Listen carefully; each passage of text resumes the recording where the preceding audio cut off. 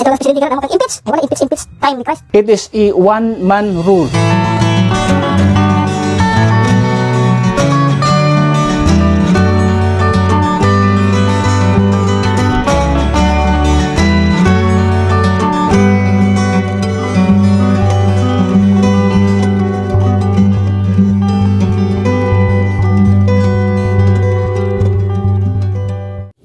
Second Timothy 3:16. Ako ang masahon din so this yung mga matay. It says, all scripture is given by inspiration of God and is profitable for doctrine, for reproof, for correction, for instruction in righteousness.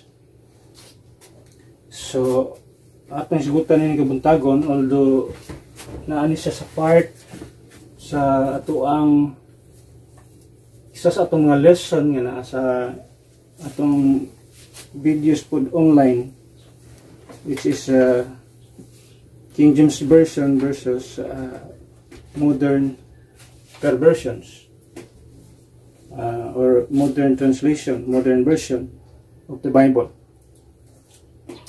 Pero atong buhatan siya og iyang pinaka kitawag og kanang iyang gyud nga lesson. 7 reasons why we believe the King James Bible is inspired. It is because ato nang brought out, ato na siyang gihimuan gyud o iyang nagirusara nga lesson, because nowadays dapat tindahan ng mga grupo, no, including Baptist, mga fake nga Baptist nga naga-accuse nga ang King James Bible is not inspired. It is preserved, yes, but it is not inspired. But we believe, we as Bible-believing Christian or Bible believers, we believe that the King James Bible is inspired. Na nagani sa tong text, na nagay sa tuang sa tuang King James Bible ang gisulat, although sabta na to ang mga modern translation nga di sila mutuo nga it is inspired because they are using modern perversions or modern translations such as in KJV, NIV, sa kanuban dia ASB. So in their Bible, dili ni siya ang nakasulat. All scripture is given by inspiration of God. Dili ni siya sa ilahang Biblia. Ang nakasulat sa ilang mga Biblia, all scripture is God breath. Although ang nakasulat to is God breath with ed, kay para sa ilaha, iyon kuno sila ang Bible daw, kining Biblia giginhawaan sa Dios. Pero we as Bible-believing Christian, ang Biblia, ang words of God, is the breath of God. Mao ang gininhawa sa Dios. Munang hangtod karon, buhi siya, kay gininhawa siya sa Ginoo. Dili kay giginhawaan lang siya sa Ginoo. Buhing-buhi siya. Kay gininhawa ni siya. But pasabot, ang taong naginhawa muna siya buhi. Kay balok ang buhi pa ta, kay balok ang buhi ta kay mugawas mosulod panghangin sa tuwang ilong, gaginhawa pa ta, no. Kining pulong sa Ginoo gininhawa ni siya, kung undang ni ginhawa, ngunit patay na ni siya. So wala na ni way pulos, useless na ang Biblia kung ang Biblia patay. That is why we believe that it is the breath of God, this is inspired. All scripture is given by inspiration of God. It doesn't say the original is inspired. No. Iyon siya, all scripture, regardless if it is original or a translation, as long as this translation came from gikan gid siya sa dili corrupted nga mga manuscripts. gikan siya sa tinud-anay nga linya sa scripture. Dili ang lingwahe ang iyang inspired. Remember that. It is not the language being inspired. No. It is the words of God.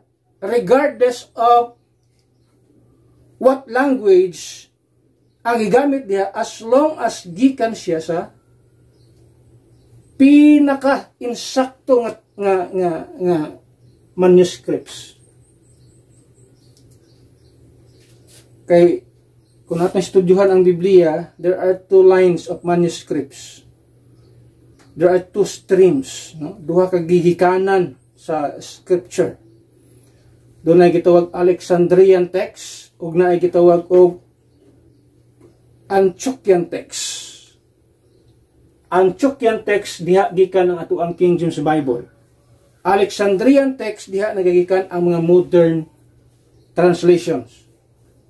Muna nga magkabangga gid sila, di sila makasinabot nga naman, lahi sila gigikanan. Now, if we study the places, Antioch and Alexandria, which part of nasa sa Egypt, dili maayo ang reputation niya kung imong basahon sa Bible. Tun-an mo ang lugar sa Alexandria, dili maayo ang lugar. Dili maayo ang reputasyon sa maong lugar.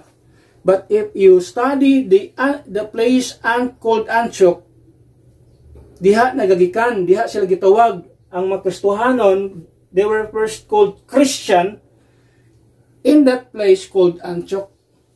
Nindot ang reputasyon sa mga Antiochian believers. Gani diha si Pablo, nakaabot si Pablo ni anak nga lugar, Antioch.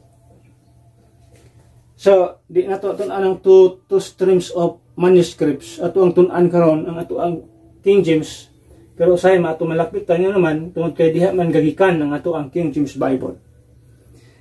Now, our Bible, the King James Bible says all scripture,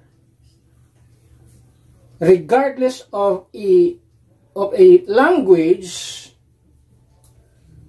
nga gigamit, as long as gikan siya sa ipinaka-insaktong tinubdan. All scripture is given by inspiration of God and is profitable for doctrine, for reproof, for correction, for instruction in righteousness. So, unsa ning pito ka mga rason, mga hinungdan or gito reasons anong magtuo kita nga ang King James Bible is inspired. Unsa man ito ang reason niya na? So, ato ta sa mga reasons sa itong pagkatunan ng kabuntagon karon. Number 1, the King James Bible, we believe that the King James Bible is inspired. It is because of its divine authority.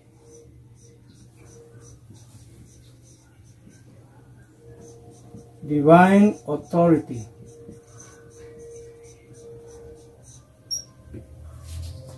When we say authority, so the authority nagagikan sa kinsa? Sa author. So that means it has origin.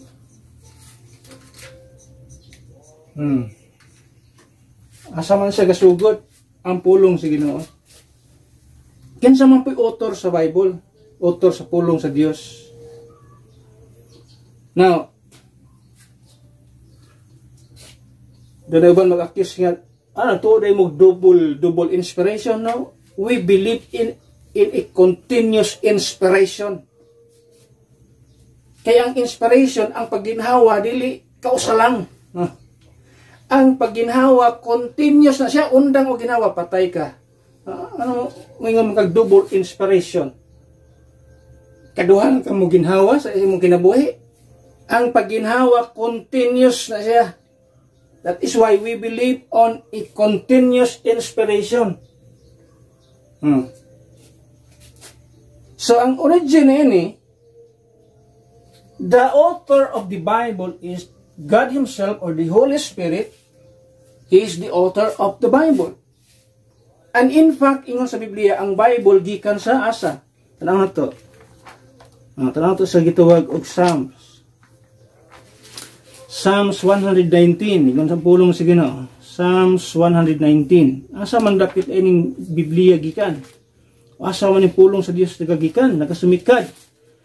So ato ni siyang makita in verse number 89, ingon ang pulong sa Dios. Psalms 119 verse number 89, ingon ang pulong sa Ginoo dinhi. Forever, O Lord, thy word is settled in heaven. So yun ang pulong sino, forever, O Lord, thy word is settled in heaven. The author of this book is God Himself, the Holy Spirit. So doon na siya authority. Doon na siya authority. The authority is God Himself. Doon na siya otoridad. Ang authority nini dili tao.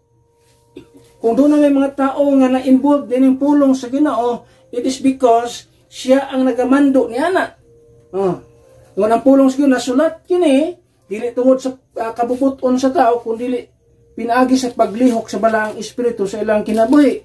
Asa to na makita in the book of 2 Peter chapter 1 verse number 19 to verse number 21. Ingon ang pulong sa Ginoo diha, 2 Peter 1 verse number 19 down to verse number 21. It says, we have also a more sure word of prophecy, whereunto ye do well that ye take heed, ingon ang pulong sa Ginoo, as unto a light that shineth in a dark place, until the day dawn and the day star arise in your hearts.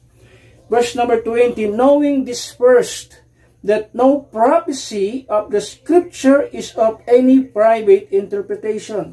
For the prophecy came not in the old time. It means the words of God. The prophecy came not in the old time by the will of man, but holy men of God spake as they were moved by the Holy Ghost. Yes, tao ang nagabuhat nini, tao ang nagakompile nini, tao ang nagtranslate nini, but they were not there because of their own will. They were there, yung pulong sila, because the Holy Spirit moved them. Yung ang pulong sa Ginoo. Dili sa ilang pagbulutan, dili sa ilang kabubuton. Kung dili kabubuton sa balang espiritu, nga nilihok kato kanila, nga kana inyang isulat. So it is the authority nga gikan sa Dios. It is not the authority of man.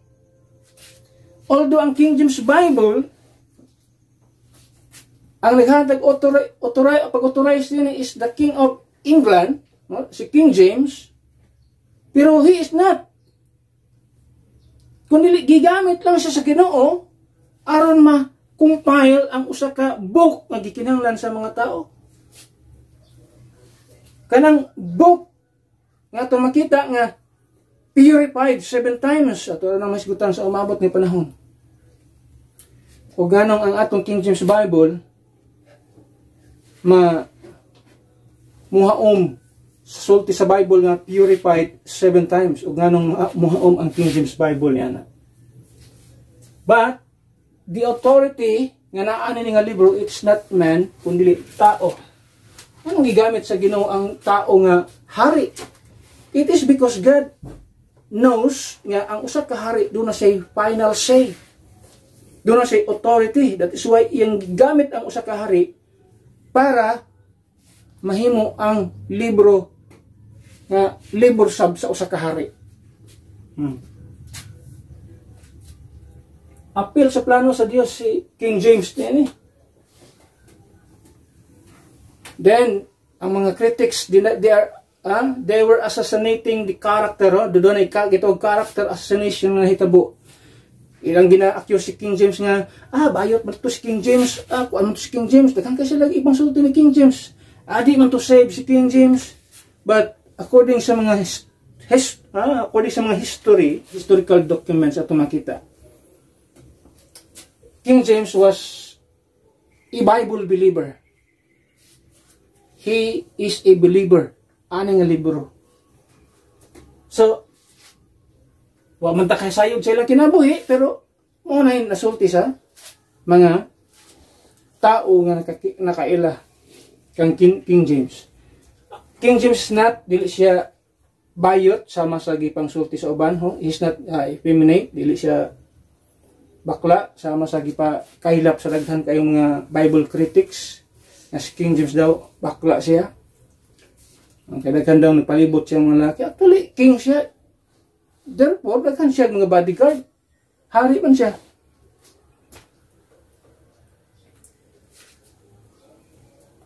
Diha na lang mo adto sa character assassination ang mga tao. Di na mo kung ano man guda, kung bakla siya, di yan nang gipangingon diya nga kuhaan ng mga word yang mga bakla nga mo kontra sa kuha. Kay maigo kuha na. May anong naama na sa Bible gyapon, ano na mas King James Bible. Kinsa man nun ang nagwala sa mga wording anang nga gituwag og mga effeminate, ha? Ang mga modern translation. Ipangtanggal na dito sa ilahang mga Biblia, ipangilisan og wording nga di mao. Ang sagarang nag-accuse, mo no ay nagahimo. But we believe that the King James Bible, many believers view the Bible as inspired by God. Meaning that its contents were directly communicated or guided by the divine source. This belief is often based on passages within the Bible itself that claim divine inspiration. Ato nang gibasa ang maong scripture. Muna ito ang text na gigamit. All scripture is given by inspiration of God. It is the breath of God. The word inspired or inspiration means di man ta gusto gamit ang mga Greek word, but in Greek word is theopnostos, means the breath of God. Dili ni siya giginhawaan sa Dios, kundi gininhawa kini sa Dios. Mao ni ang gininhawa sa Ginoo. So it is continuous, kay wa man kita ginhawa nga kausa lang. Ang tao nga di nam ginhawa, patay na siya. It is continuous inspiration. Kanunay na sa kaginhawa. So that's reason number 1. Anong nagtuo kita nga ang King James Bible is inspired. So because of its divine authority. Ang author nini, ang Diyos mismo, the Holy Spirit, this book, kining words niya, words of God, na compiled in 66 books, both Old and New Testament. So yun sa pulong sa Ginoo, it is settled in heaven. So number 1, it is because of its divine authority. That's number 2. We believe that the King James Bible is inspired because of its historical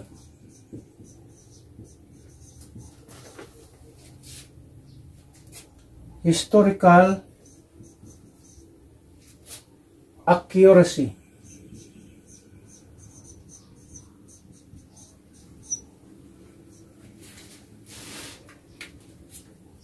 Historical accuracy. Ang Biblia nagasulti siya og mga history. History sa tao, ang race sa tao, gisulti niya dinhi. Pila lang ta ka generation from Adam up to now, pila lang ka generation. So kung imong basihan ang Bible, ang edad sa kalibutan wa nagabot og million years. Asa mga gikan ng mga gipangsulti sa mga science book nga o sa mga scientist nga ang kalibutan niabot og million years. Ang Bible imong basihan na 1,000.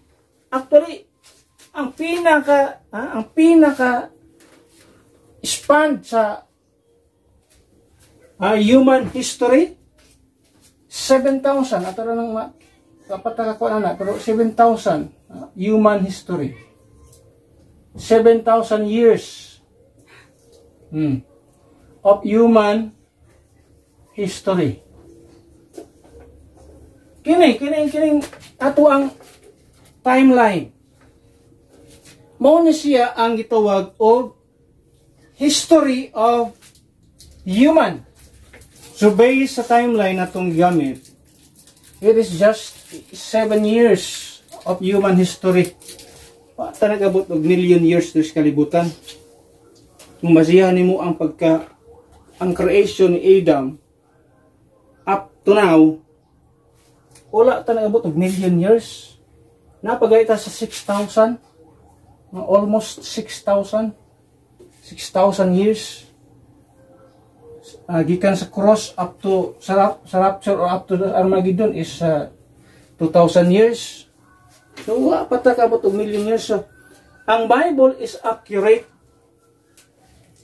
Kanang gigamit sa mga science or scientists, science book, ila ng teorya na sa tao. Pero kung ang Bible imong pasultihon, dili ingon ana. Kasi imong tuhan ang Bible o ang sulti sa tao. Akin sa may mas manggialamon ang Dios o ang tao. Teorya ra man na sa tao. Million years, teorya lang na sa tao. Na ay Bible nagsulti Amo na history sa tao. 7,000 up to millennium.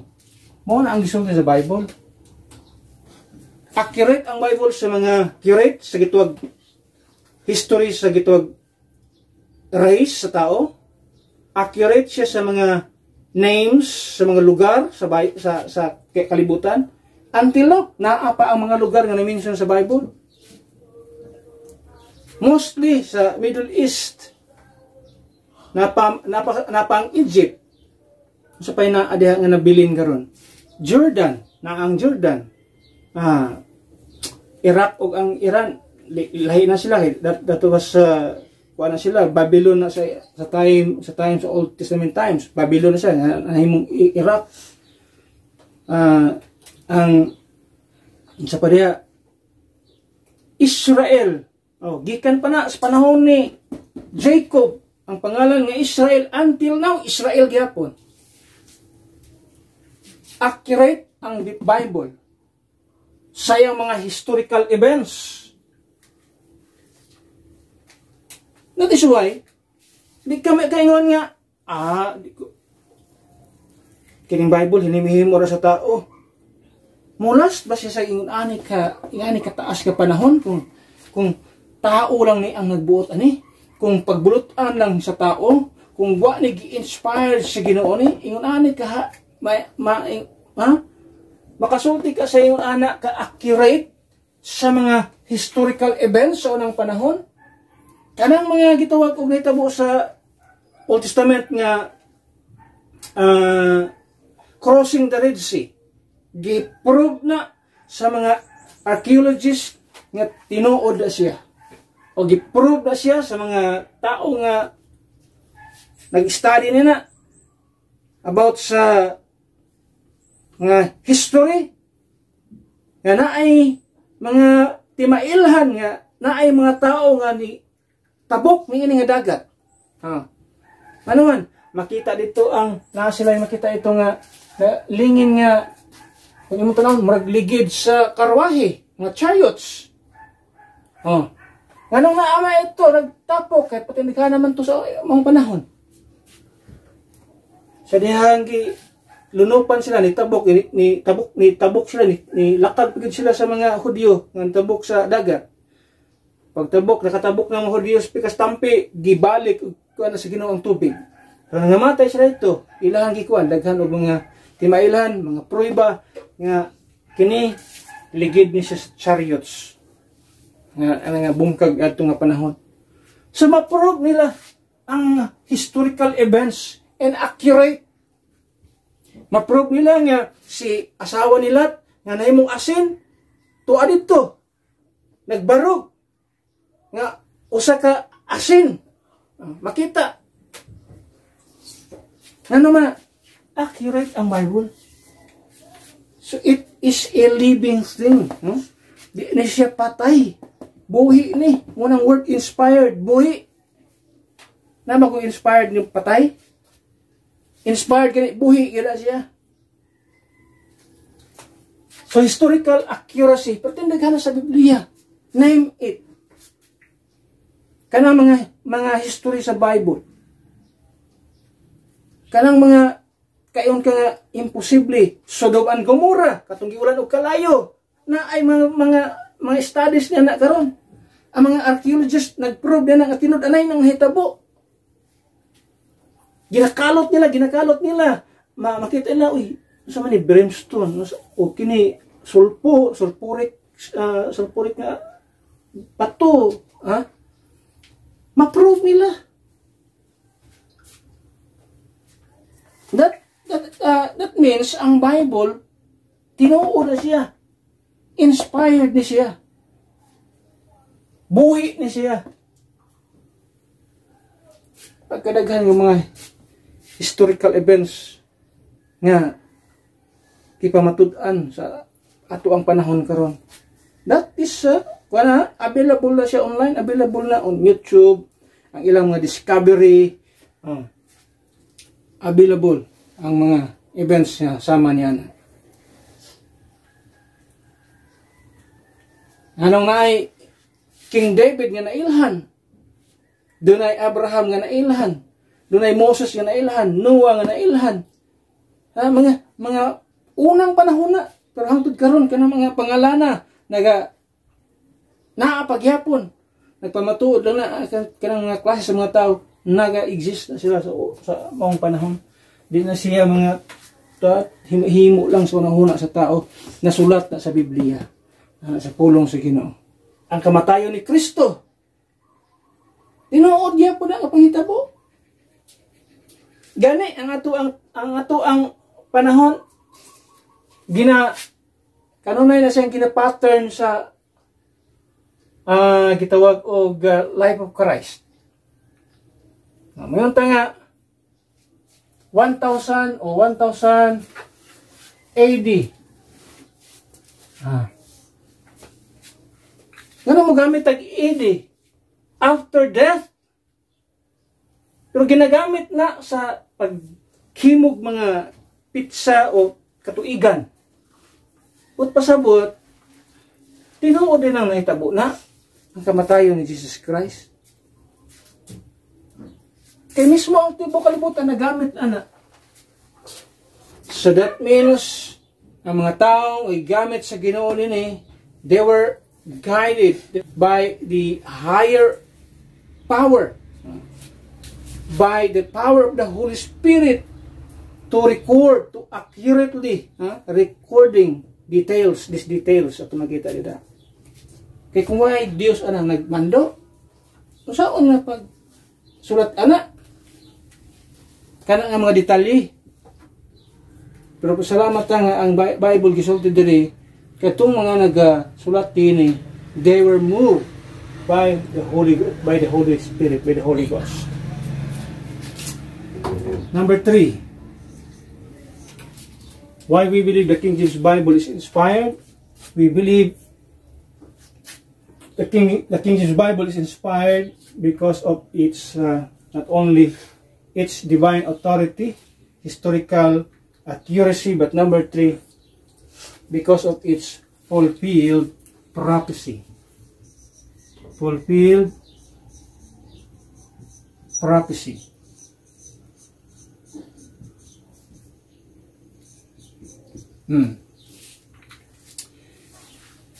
Diri sa Bible patindaghanang mga prophecy nga nangatuma. Some believers point to the fulfillment of prophecies found in the Bible as evidence of its divine inspiration. They argue that the accurate prediction of future events demonstrates supernatural foresight beyond human capability. Can you imagine, anak? sa unang panahon, mo lang ang gisulti, gi-prophesy lang niya. Pero natuma na. Ang kamatayon ni Kristo sa krus Kalbaryo, it is just a prophecy. Pero natuman siya. Sa pa yung mga prophecy nga, nangatuman, pati daghana sa Biblia, nangatuman na. Daghan pa hinoon ang matuman pa, o tumanunon pa. Example, rapture is just a prophecy also. Although it's revealed mystery, but it is a prophecy. It is because sa iyang nature nga, future siya nga events. Wa pa nahitabo. Although, part siya sa mystery atong pagkatunan niya. Pero, it is part also sa prophecy, kay maabutay pa. Pagbalik ni Kristo, second coming, it is a prophecy. Maabutay pa. But I believe, maabot na siya, mahitabo na siya. Di na siya tumo lang, although ang mga tao, ingon na nga, nanay nag-claim nga, siya na ng Kristo nga nibalik. Dili na siya ang Kristo nga tinudanay nga mubalik. Ang Kristo nga mubalik, katong Kristo nga miyanis kalibutan, unya mubalik siya din sa kalibutan. Iyon sa pulong sa Ginoo, dili sa uban, sa lahi nga postura, lahi nga dagway. Na nag-claim nga, siya daw ang Kristo karon sa mong panahon. He is not. So daghan ang mga prophecy sa Biblia nga nagakatuman na. And usa na siya sa mga ebidensya.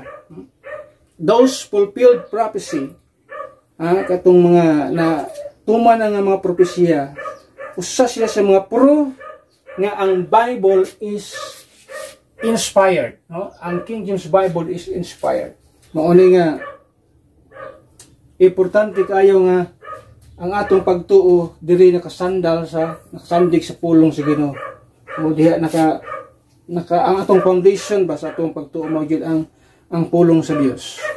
Because if we stop, no, kung di man gay ta motuo nga ang atong Bible nga gigamit inspired, ayaw na lang, wala na lang ta, di na lang ta magamit ang Biblia diri. Magamit na lang ta istorya-istorya nga naman. Unsay pulos ang atong Biblia kundi manggaling na inspired, unsay pulos niya na kay di gina siya ka di ang patay nga butang dili ka himog buhi sa kapatay usab nga butang. So that's number 3 ato makita din. Number 4 atong tagapagtagad. Number 4, we believe that the King James Bible is inspired because of its revealed mystery.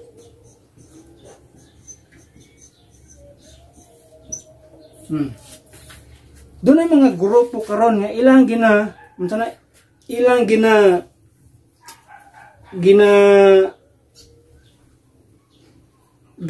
nila si Paul as dili ka parte sa Bible. That is why ang ilang mga preaching Matthew, Mark, Luke, kanang tupat lang dyan. So, Paul is not part of the Bible. So, iyang mga teaching, dili ka parte sa Biblia. Can you imagine ang klase ng mga tao? So, ang ilang pagtuo, ari jud mi sa gisulti ni Jesus Christ. Ari jud bi sa mga red letter, kung may red letter mo ng mga words of Jesus Christ. So they choose sa mga pulong nga gigamit ni Jesus Christ kaysa unsay gipangsulti ni Apostle Paul diri sa iyang sulat. So dili siya parte man sila nga di mi man ng Pablo, di man ng Paul, ari jud mi kang Jesus Christ. Mao na kung ang imuhang pagtuingon ana delikado kayo ka sa imong kinabuhi nga naman. Ang pag-ani, ang ministry, ang mga sulti ni Jesus Christ ay ang earthly ministry, kanang recorded sa Matthew, Mark, Luke, and John, that was, kato nga mga statements na dito, were intended para sa mga Jewish people. Kung ang tao di kasabot ni ana, matalang yun siya. Saan ito pagpamatuod? Tanaw to sa Matthew chapter 14. Kay pertin daghanas mga tao karon na deceive. Thinking they are followers of Jesus Christ because they follow His earthly ministry and His words during sa iyang earthly ministry. But tanawa din sa gitawag og Matthew chapter 15 verse number 24. Matthew 15 verse number 24, kung kani imong basihan, dili ka angayan. Dapat magkuha og mga doktrina sa mga words ngayang gipangsulti during sa iyang earthly ministry. Tanawa sa verse number 24. But he answered and said, I am not sent but unto the lost sheep of the house of Israel. But pasabot, ang iya din pag-anhi din sa kalibutan, ang iyang ministry, ang iyang mga gipangyaw-yaw sa iyang earthly ministry is intended para sa mga Hudyo. Kay ang pagpadala sa iya din sa kalibutan para sa mga lost sheep of the house of Israel. Therefore, his ministry is for Jewish people, for Israelites people. Now, kung diha ka mo base sa imong doktrina karon nga katudluanan para sa mga Hudyo, patay kang bata ka. Delikado ang imong kinabuhi. But we believe nga sa atong panahon karon, dunay usa ka tawo nga dito gi-reveal sa Dios ang iyang mga pagtulunan nga para sa ato ang panahon karon. Kana nato diri sa gitawag Galatians chapter 1. Galatians chapter 1 yun diha, verse number 11 to verse number 12. Iyon ang pulong sa Ginoo dinhi. Yan sa verse number 11 it says, But I certify you, brethren, that the gospel which was preached of me is not after man. For I neither received it of man, neither was I taught it, but by the revelation of Jesus Christ. But pasabot di ay, ang kining pangtudlo ni Apostol Pablo from the book of Romans to the book of Philemon, it is a revelation of Jesus Christ to our apostle, the Apostle Paul. That means that is for us today. Kana nga revelation, that is for us today. Dili tong gipangsulti ni Jesus Christ sa iyang earthly ministry katong mga words dito because ang iyang ministry is for the Jewish people. Mo nang dapat natong masabtan. When we say revealed mystery, ingon sa Bible, steward ta niya ng mga mysteries na gitawag sa Bible. Ano to? 1 Corinthians chapter 4. 1 Corinthians chapter 4. Ayon rin sa 1 Corinthians chapter 4 verse number 1. It says, Let a man so account of us as of the ministers of Christ and stewards of the mysteries of God. Remember, nagtuon ta diri, there are 7 mysteries revealed to Apostle Paul. Pito ka mga mystery ato na nang nakita na nasa ato online videos, no? 7 mysteries that God revealed to Apostle Paul. Doon ay pito ka mga misteryo na gireveal ang Dios nga to kang Apostle Paul. So iyon sa Biblia, kana nga mga mystery, stewards kita niya na. So that means sa ato anak nga sa nang word ni stewards, atong pagdumala, kita ang mamahala niya na. Kita ang magpatigayon niya na. Stewards kita na nga mysteries gisawag tawag sa Biblia. Unsa na nga mga mysteries atong gisulti kaganina? Pito man na. Ang mysteries sa gitawag gospel. Ang mysteries sa gitawag og Godhead. Kini gitawag og mystery of godliness, which is Christ. Means God was manifest in the flesh, mo na nga mystery. There's a mystery sa gitawag og rapture. There's a mystery nga gitawag og the body of Christ, the church mystery. Pito na siya. Diyan nato na elaborate pa kayo. Pero muna nga mga mystery ang ato ang iyon sa Biblia nga kita mga stewards yan na. O unsa na to pagkamayong stewards kung kita wa masayod sa mga mysteries nga gireveal ni Jesus nga to kang Apostle Paul. Kita ang mga stewards yan na in the dispensation of the grace of God. Muunang gitawag na tug 7 mysteries din.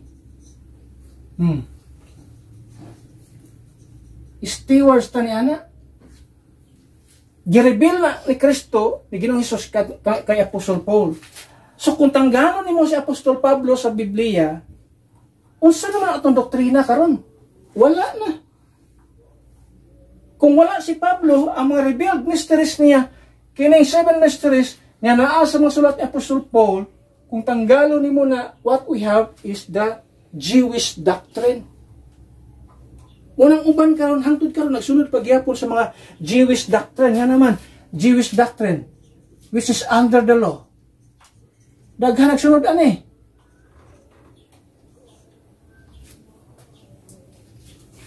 Ang atoa is Pauline doctrine. Wala ang ato ang gisunod.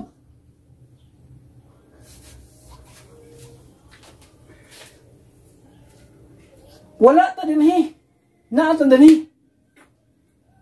Kaya ang ministry ni Jesus Christ ay ang earthly ministry is for the Jewish people. Yun siya, wala mo gipadala.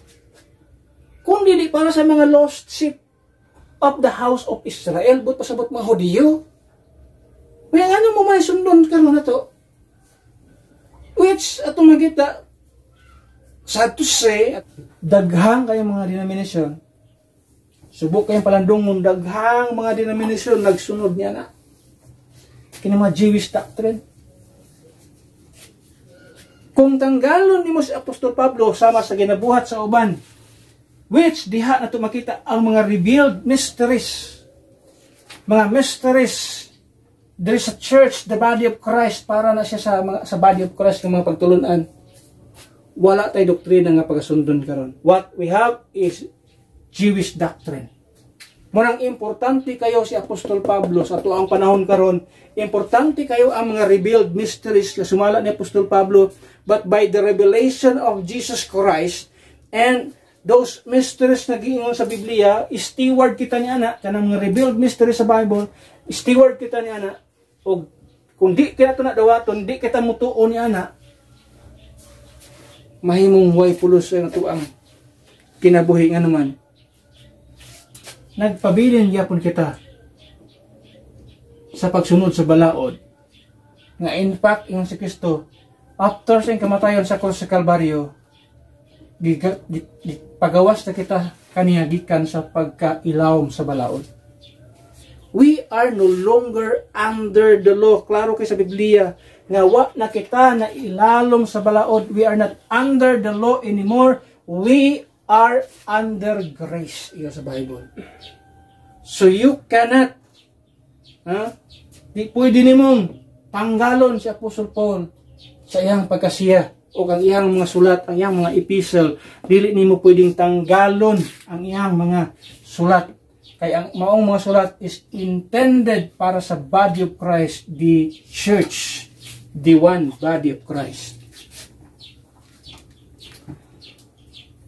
So despite being written by multiple authors at the over centuries, the Bible presents a cohesive narrative and theological framework, leading some to see its unity as evidence of divine inspiration guiding its composition. So ang Bible, although na-revealed mystery, but still, ang pinaka-theme na ito din is the Lord Jesus Christ. Kaya pinamduman na dunay mga revealed mysteries at makita din nga part sa Bible, sa King James Bible. That is why, nagay tayo gisugdiri nga there are 7 reasons patakatuan na There are 7 reasons why the King James Bible is better than the original. Na po yung anong mas or better ang Bible or King James Bible, i-compare nimo sa original manuscripts. Itong ilang original manuscripts. Mas maayo pa ang King James Bible. Labaw siya ka maayo kaysa original manuscripts. Ito sana siya ka butang at pagtaga sa maabot ra po nga panahon.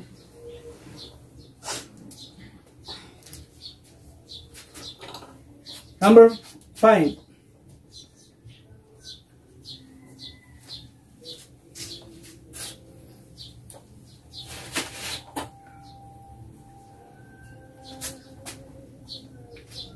It is inspired because of its divine authority, historical accuracy, fulfilled prophecy, revealed mystery. Number 5, because of its martyred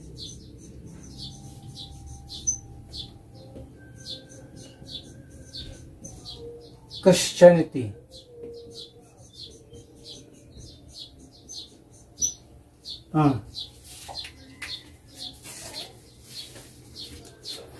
Look at the impact and influence of the King James Bible. Now, first, the impact of the Bible, of the Word of God, or the King James Bible. The Bible's profound impact on individuals, societies, and cultures throughout history is seen by many as evidence of its divine inspiration. Its teachings have shaped moral, ethical, and legal systems as well as art, literature, and philosophy. At makita rin na. Iyon ana ang impact sa gitawag pulong sa Ginoo. The influence. At makita din kung sa influence sa King James Bible. The Bible's profound influence on individuals throughout history that they were willing, at makita din those Christians. Ito makita sa Biblia nga mga biblical character, those Christians throughout history, they were willing to be beaten and to die for the sake of the words of God. Yan yung imagine, pila katao ang nangamatay because of this, tungod aning pulong sa Ginoo. Can you imagine? Kung makabasa ka sa history sa gitong Christianity, sa mga taong gipangpatay tungod aning pulong sa Ginoo. Sa Biblia, sa Book of Acts, daghan nangamatay ang mga apostles nangamatay na. They record sa mga gipanghimo ni Jesus Christ, they record sa mga revelation si Apostle Paul, nag-record siya mga revelation nga ikan kay Jesus Christ. And all of those, katong mga tao, they were beaten and ang pinakapait niya, they were murdered. They were killed. They died because of the words of God. Mga tao nga nagwali sa pulong sa Ginoo, gipang patay tungod sa pagwali sa pulong sa Ginoo. Pagkadaghan niya na. History na siya. Sadly, the big church, mooy nagpapatay sa daghang kayong mga Kristohanon sa mga panahon. Na sa katao, I think si John Wycliffe or John Wycliffe. Kalimot ko sa kinsa to ang ngamoy duha ka tao din para parihar og ngalan gud. But I think John Wycliffe nga siya ang nag-translate sa Bible into English language. Masa gihimo, gisunog siya. Gisunog siya tungod sa pag-translate niya sa Bible into English language. Can you imagine ana? Daghang naging martyr, naging nangamatay tungod ani defending the words of God, protecting the words of God, propagating the words of God. Ipangpatay sila because of this book. Tungod aning libro.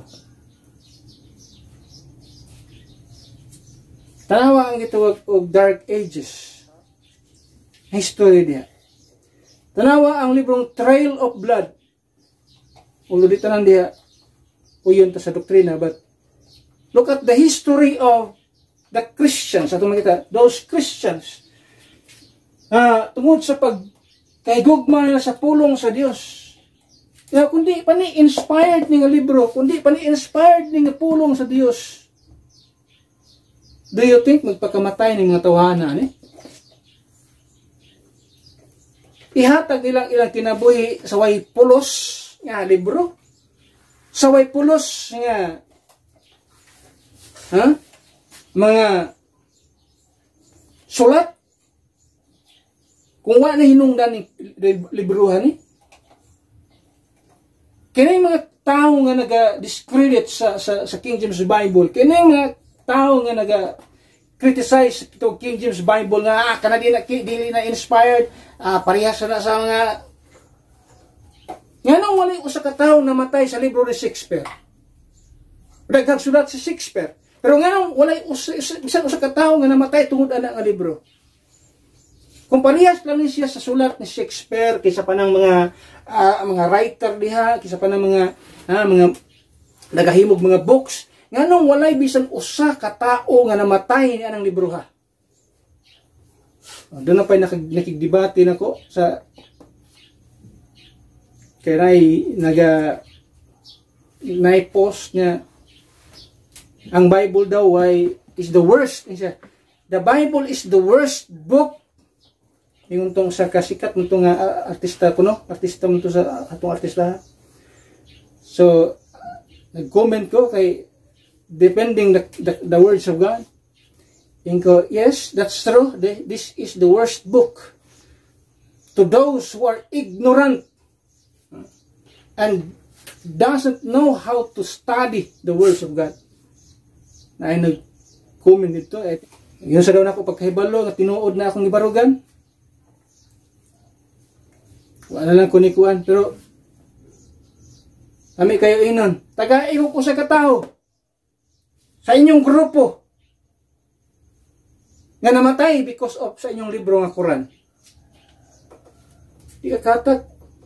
Mas daghan bang mga tao ninyo nga nipatay sa mga tao nga naggamit sa Biblia? Kay iyong gitawag og heretic ang nagamit og mga Biblia. Pero wa ka kitag usa ka tinud-anay nga magtotoo sa pulong sa Ginoo nga nipatay og tao kay nigamit siya sa inyong libro.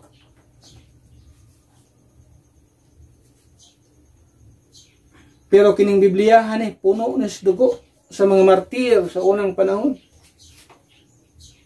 Kung parehas lang ni siyang kini nga libro ni, kini nga King James Bible, parehas lang ni sa mga sulat, sa mga well-known nga mga author diha, mga author sa mga libro nga naa library. Pero tindaghan mga libro diha sa atong mga library, sa mga public libraries, mga schools diha. Pero tindaghan mga libro, kung parehas lang King James Bible sa maong libro nga naka-display sa mga daghang kay mga bookstore o sa mga library. Nganong kanang mga librohan nga naka-display diha, walay bisan usa ka tawo namatay ni ana. Pero ang King James Bible pertin daghanang kinabuhi ang nakalas tungod ani nga libro. Kaya mingon ka nga, kanang King James Bible dili na inspired. Parehas na tanan sa mga libro din ha. Can you imagine nga matay ng mga tao tungod sa ilang pagbarog ani nga libro? Nga ino na nimong parehas na. Walay kalainan na sa libro ni Shakespeare. Can you imagine? This is a supernatural book. This is this is inspired, divinely inspired. This is the very words of God. Ato na hinumduman di. Di mo pwedeng ikakumpara ang ubang libro dito sa tibuok kalibutan, ikakumpara nimo sa libro sa Ginoo. Dili pwede. Bisan ka ng mga modern translation din karon nga naga-exist diri sa atong panahon karon, patindagana ang mga modern translation, dili nimo na ikukumpara sa King James Bible. Kanang mga modern translation, why nangamatay anak ng mga tao? Only the King James Bible, ha? Ang lineage sa King James Bible, maulang na ang dunay mga taong nangamatay tungod kay kini ilang giwali, ilang gibarugan, ilang gipropagate, ilang gitranslate og daghang nangamatay tungod ana. Only the King James Bible. Number 6. We believe that the King James Bible is inspired because of its divine authority, historical accuracy, fulfilled prophecy, revealed mystery, martyred Christianity, and in number 4, because of its transformed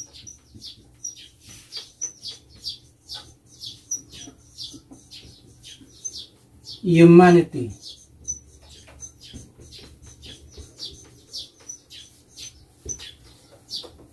Oh.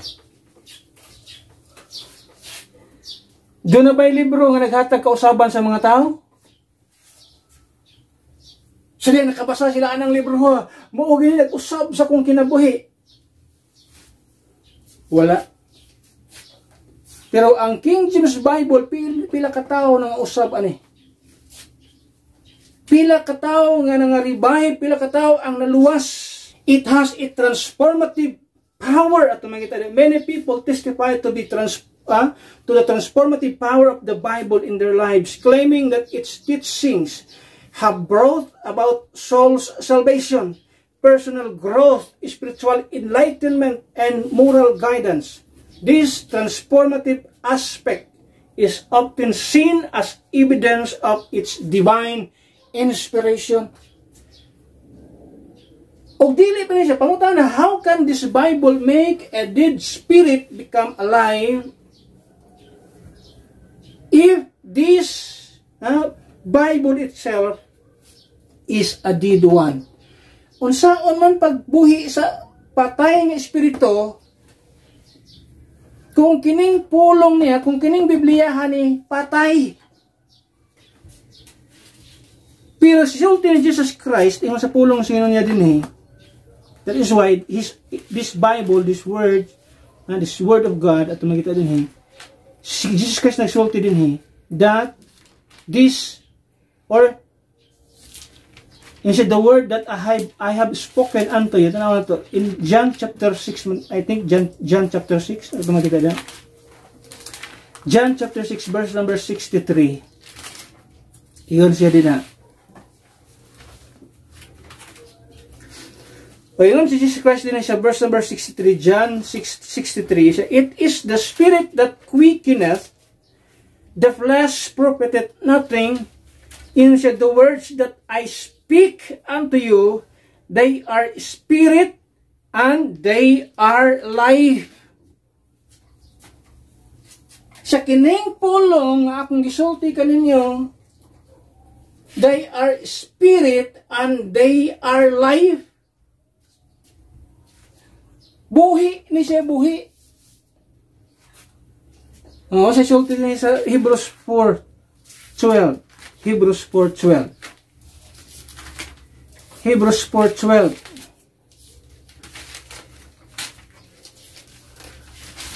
Iyon sa diya. It says, for the word of God is quick and powerful. O saan ang quick? Buhi. Alive. For the word of God is quick, alive. That means alive. And powerful and sharper than any two-edged sword, piercing even to the dividing asunder of soul and spirit, and of joints of marrow, and is a discerner of the thoughts and intents of the heart. Can you imagine yan? Iyon ana ang pulong sa Dios. That is why sa diyang ang tao, walihan mo, makadungog siya sa maayong balita. The gospel is part na siya sa word of God. At makita din pag ang tao makadungog sa gospel, masave siya, maluwas siya. That means ang iyang patay nga espiritu mabuhi. Ang iyang kalag nga di luwas, maluwas. Kay maunay purpose nga na Bible nga itong makita. Maunay purpose nga doon ay words of God nga itong mabasa. Kay diha makita nimo nga once ang tao makadungog ining pulong niya, patay siya pero pwede siyang mabuhi. The moment nga mutuo siya sa unsay gihimo ni Jesus Christ sa krus sa Kalbaryo. So doon siya transformative power, doon siya kagahom nga mo transform sa usa ka tawo nga bisan dili siya luwas, pwede siyang maluwas. Bisan dautan siya, pwede siyang bag-uhon. Bisan unsa siya kasalbahis, pwede siyang musab. Kinsay sa Bible, kinsa nang daghang mga tao nga na-transform. For example, si Apostle Paul. Kinsa si Apostle Paul kaniadto? Mamamatay tao, kriminal siya, murderer siya. But the moment nga iyang nadunggan ang pulong sa Ginoo, nailhan niya sa Jesus Christ o nakasabot siya sa pulong sa Dios, nausab ang iyang kinabuhi, na-transform ang iyang kinabuhi. Muna ingon sa Biblia, from murderer to messenger. Naging nga na iyang kinabuhi. Kaniadto mamamatay tao, karon mensahero na sa Ginoo. Ingon ana ang pwedeng mahimo sa pulong sa Ginoo sa kinabuhi sa tao. Pero tindaghan ng mga tao makatestify na nausab ang ilang kinabuhi tungod kay naa sila aning pulong sa Ginoo. Pero kung naa may tao nga wa mausab na kinabuhi, ambot yun sa niya pagtuon ang pulong sa Ginoo siyang kinabuhi.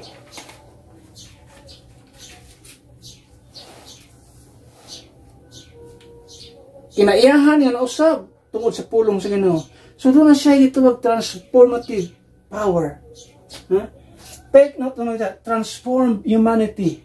Those people nga na sugatan sa pulong sa Ginoo. Those people nga nakadungog sa pulong sa Ginoo, they experience sa usa ka transform life. Di na trabaho sa usa ka tawo, trabaho na sa gahom sa balaan nga kasulatan. Kung kining kasulatan wala siya kagahom or ang barang kasulatan patay na siya, that means that is not inspired. Wala di siya kahimo pag-usab sa kinabuhi sa tao. Number 7, itong pagtagay, katapusan.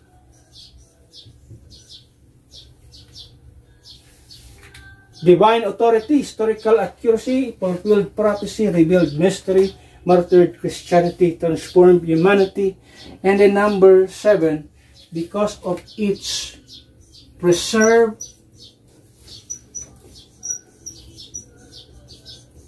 purity.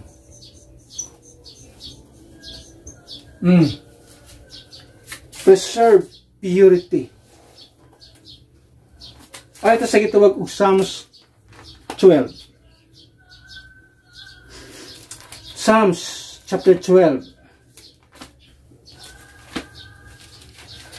The purity of the words of God, or the words of God itself, o preserve sa Ginoo.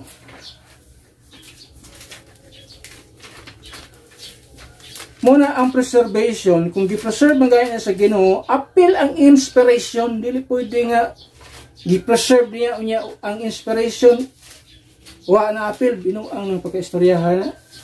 Preserve gani, preserve yun na. Huwag na kayo sa kabutang, ako nang i-preserve dito sa diha, sa butang ako sa butanganan, i-preserve ako na dili na mausab. Psalms 12 verse 6 to 7. Even the words of the Lord are pure words, as silver tried in a furnace of earth, purified 7 times. So that means the words of God is pure. There is purity. It is being purified, yung sa Biblia, 7 times. Can you imagine na? 7 times. Na another word, 7 na po diya. Ang pag-purify sa words of God, 7 times. Siya, thou shalt keep them, O Lord. Them there is the words, that the purified words. 7 times. Dili ini tao. Thou shalt keep them, O Lord. Thou shalt preserve them from this generation forever. So the purity of the words of God has been preserved. Gipreserbar na sa Ginoo hangtod karon. Sa unsang pamaagi, na siya gigamit ng mga tao copy of copies of copies of copies of copies of copies. And now, translation. Naging mo sa translation. From copies to translation. Ito makita din ha. And it translated. Yun sa Biblia, sa usa ka lingwahe nga sa atong panahon karon, English translation. Wako mag-ingon nga di pwede ma-translate ang English. Pwede na mo i-translate basta insakto imong translation. Di lang mausap ang wording din ha. Pero kung mag-translate ka diya niya, usbo ni mo ang words of God. Di na mao. Now, yung sa Biblia, it is preserved. So, if the words of God is pure, until now, preserved siya pure. Wala ang inspiration. I-preserve gani sa Ginoo, no? The words of the Lord are pure words. Pure words. Dili corrupt words. Pure words. As silver tried in the furnace of earth, purified 7 times. Thou shalt keep them, O Lord. Thou shalt preserve them from this generation. The moment gisulti kini ni King David siya, from this generation siya forever. Until now, sa atong panahon, the words of God is preserved. The purity of the words of God has been preserved. Wala na wagtangan ang pulong sa Ginoo. Di pwedeng kuhaan ang pulong sa Ginoo. Sumala sa gihimo sa mga modern translation, ipangtanggalan ani nga words, ipangwala ang word nga Lord, nawala ang word nga blood, nawala ang Gospel of Christ, daghang ipangtangtang. Ingon sa Biblia, gi-preserve niya iyang pulong. So nga, sigurado ta nga naa kitay Biblia nga preserve. Kung sa'yo na-preserve ang iyang purity o ang iyang inspiration, gi-preserve na sa Bible. That means why nawala diha. Nagpabilin siya. That is why sigurado ta kung unsay atong giwali nining kabuntagon, if we preach, no? If we preach sa gitawag og gospel, the blood of Christ, sigurado ta ng atong giwali nga blood of Christ na ana sa Biblia. Kung naay uban nga Biblia diha, wa nay blood of Christ, mo nang corrupted nga Biblia.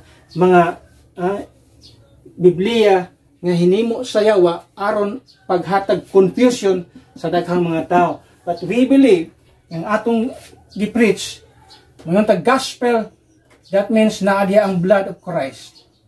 Di mawala. Because that is the only way nga ang tao maluwas, nya wagtangon nimo na. That is the only payment para sa sala sa tao, nya wagtangon nimo na. Kani imagine na? Di ko kakuha na ng klase sa mga tao nga naghimog Biblia, unya gipangtanggal ang blood of Christ. Which ang atong Bible, ang blood of Christ, mo na gisgigon sa Biblia nga, the only payment sa sala sa tao. Huwag tango na, unsa na may imong ibayad? Binuhatan? Di na madawat sa Ginoo. That's why, if you have a pure Bible, then you have a pure gospel. Nga. Kung dili pure imong Bible, wa sa kay pure nga gospel nga mawali. So, pagka pure sa imong gospel nga, wa naman kay blood. Wala pati naghana karon mga simbahan. Wala na magwali may tungod sa blood of Christ. Wala na. Tanggal na sa ilang mga simbahan. Ang ilang gospel nga giwali, bloodless gospel. Kung saan nga mga bloodless gospel, ato na nag-mention din eh. Although pito ya pala kabuk, atong tagapagtagad sa umabot na panahon.